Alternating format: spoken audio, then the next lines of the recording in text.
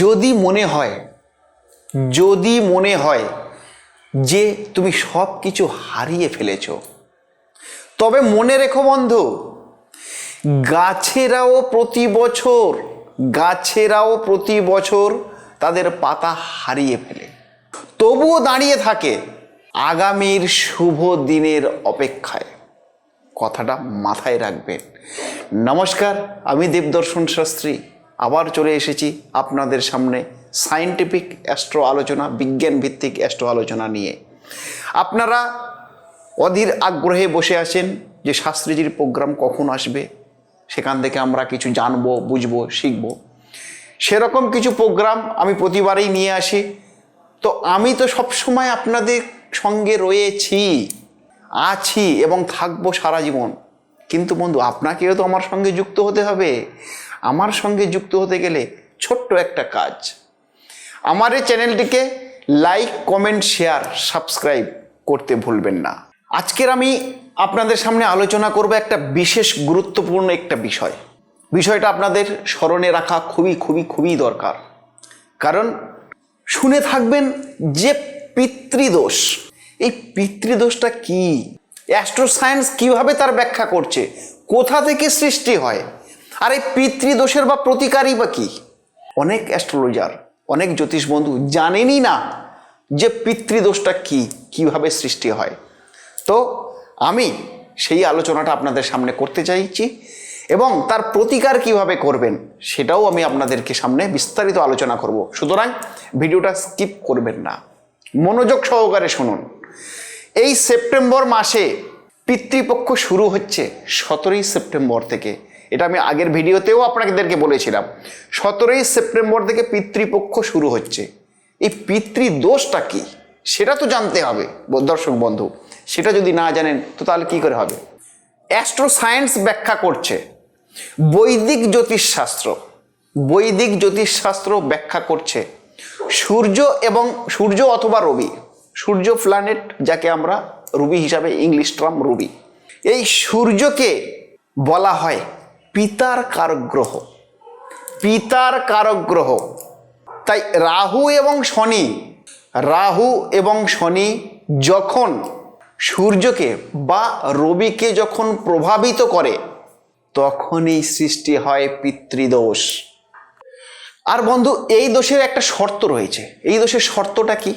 সূর্য রাহুকে সঙ্গে, অর্থাৎ সূর্য রাহুর সঙ্গে যুক্ত হয়ে বসবে এবং শনি প্ল্যানেট দ্বারা যখন দৃষ্ট হবে বা শনি যখন সেই হাউসে দৃষ্টি দেবে, তবেই কিন্তু বন্ধু সৃষ্টি হবে পিতৃদোষ। এর মান্যতা অনুসারে কি ক্লারিফিকেশন হচ্ছে, যদি আমি হাউস অনুযায়ী যাই, আমাদের জাতচক্র বা রাশিচক্রে হলো 12টা হাউস, এটা আমরা সবাই জানি। এই 12টা হাউসের পঞ্চম এবং নবম ঘরে যদি এই রকম গ্রহের অবস্থান থাকে, তাহলে অবশ্যই সেই ব্যক্তি পিতৃদোষে ভোগেন। প্রকৃতপক্ষে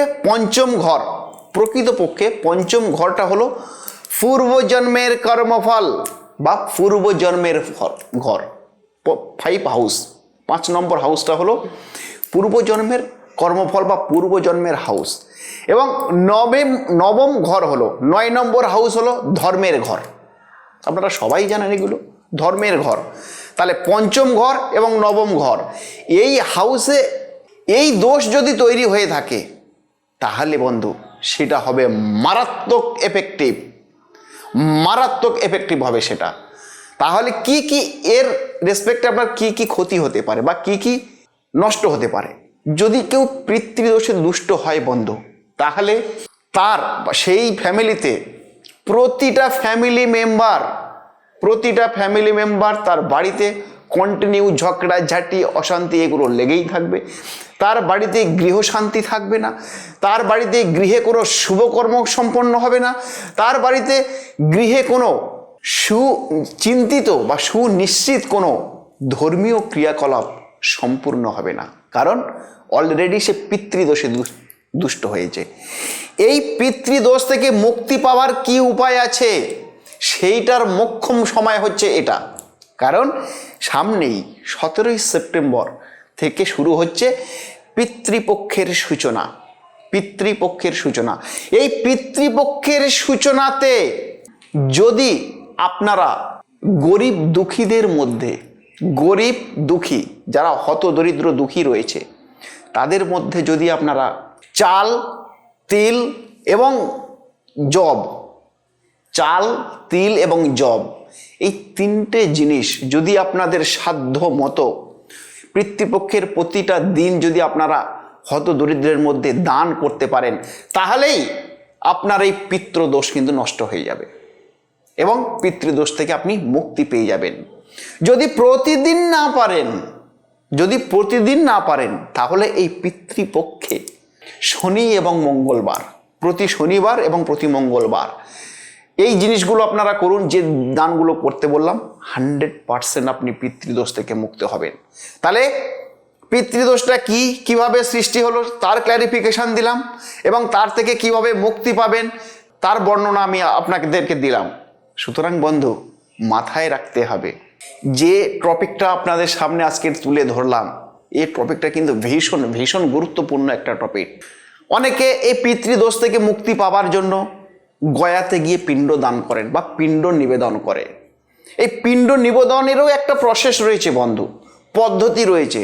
আপনি পদ্ধতির বাইরে গিয়ে যদি কোনো কাজ করেন বন্ধু, তাহলে কিন্তু আপনার পিতৃদোষ কোনোদিনই নষ্ট হবে না বা কাটবে না। আর পিতৃদোষ না কাটলে, গৃহ মানে হলো মন্দির, আমাদের প্রতিটা মানুষের বাড়ি মানে হলো মন্দির। সেই বাড়িতে এসে সারাদিন আপনি কর্ম করবেন বাইরে, কর্মের শেষে আপনি ক্লান্ত পরিশ্রান্ত হয়ে বাড়িতে ফিরবেন।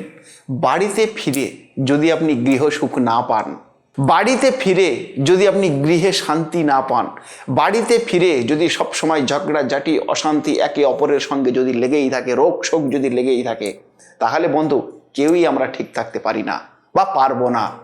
তার জন্য সে বাড়িটার পুঙ্খানুপুঙ্খ বিচার করা প্রয়োজন।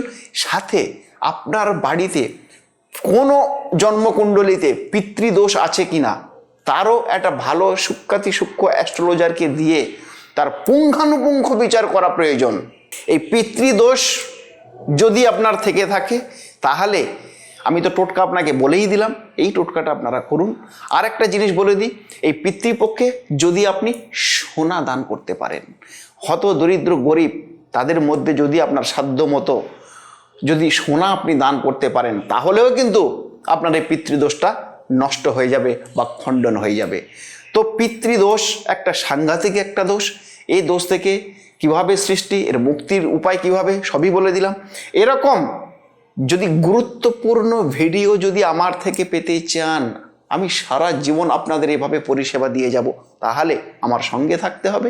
আমার সঙ্গে থাকতে হলে আমার চ্যানেলটিকে সাবস্ক্রাইব করুন এবং যারা সরাসরি আমার সঙ্গে কথা বলতে চাইছেন, স্ক্রলে আমার নাম্বার যাচ্ছে, ওই নাম্বারে সরাসরি ফোন করুন, যোগাযোগ করুন। অবশ্যই আমি আপনাদের সাহায্য করব বা সহযোগিতা করব। যতদিন আমার এই দেহে প্রাণ থাকবে, আমি এভাবেই আপনাদের অ্যাস্ট্রো সংক্রান্ত পুঙ্খানুপুঙ্খ তথ্য, পুঙ্খানুপুঙ্খ হিসাব আমি আপনাদের সামনে তুলে ধরব। ততক্ষণে ভালো থাকুন। পিতৃপক্ষের সূচনা শুরু হচ্ছে এখানে। আপনারা পিতৃদোষটাকে খণ্ডন করে নিন, আপনার গৃহশান্তি 100% বজায় থাকবে। নমস্কার, ভালো থাকবেন। আগামী এপিসোডে আবার দেখা হবে।